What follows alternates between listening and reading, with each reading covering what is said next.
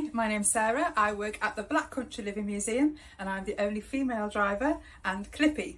And a clippy is when I'm conducting on the back of the bus, and we're called clippies because of the sound our machine makes when we're clipping your ticket. So I decided to apply for a transport position here. I've always had an interest in vehicles and engines. I've always been surrounded by engines, and let's be honest, the chance to drive a vintage bus like the ones we have here is like a red letter day. So I'm really thrilled that I got to do it. I started driving buses here at the museum. I've never driven a bus before, and I did my training for about 10 months, and then I actually passed on my birthday this April, which was a lovely birthday treat. It was quite strange driving a bus for the first time, very exciting, very nerve-wracking, and yeah, it felt really good. The first bus I drove is actually a single decker, and it's got a backwards crash gearbox, which means a lot of double declutching.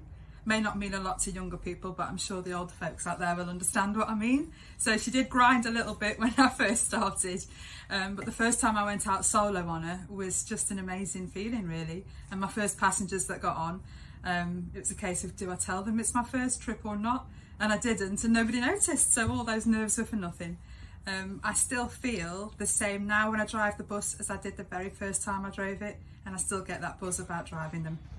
My favourite part of the job is when you pull up to the bus stop and you see the kids jumping up and down because they're so excited because the bus is coming, and that's just lovely.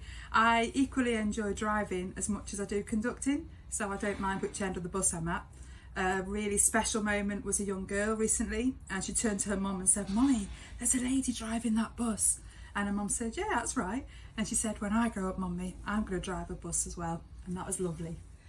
Challenges that I've faced, occasionally, and it is very occasionally, you do get people getting on the bus and they're sort of like, "Oh, woman driver, what's going to happen?" And I just take it tongue in cheek. And the nice thing is when they get off, they usually sort of, "You're a good driver, you are." So, you know, it's all swings and roundabouts, really. Working in a male-dominated environment, to be honest, I don't really feel like I do. Obviously, I'm the only female driver on transport, but I'm never made to feel like that. I work with some amazing chaps and they treat me like they're equal. I don't get any special treatment. I don't ask for any, I don't expect it, certainly don't get it.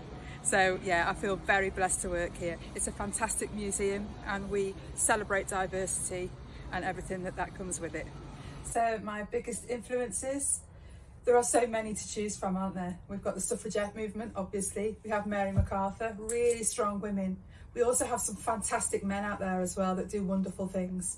And also I'm influenced by people who perhaps we don't know their names. Everyday people that get up, get out there and follow their dreams. That's inspirational to me. My favourite bus to drive is 174. And she has a Gardner engine and a pre-selector gearbox, and she just sounds amazing when you fire her up. I love her.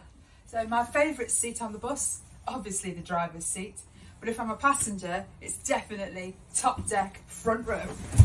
A fun fact about myself, I love horses. I like to work with horses, different kind of horsepower from these engines, but nonetheless equally as fun.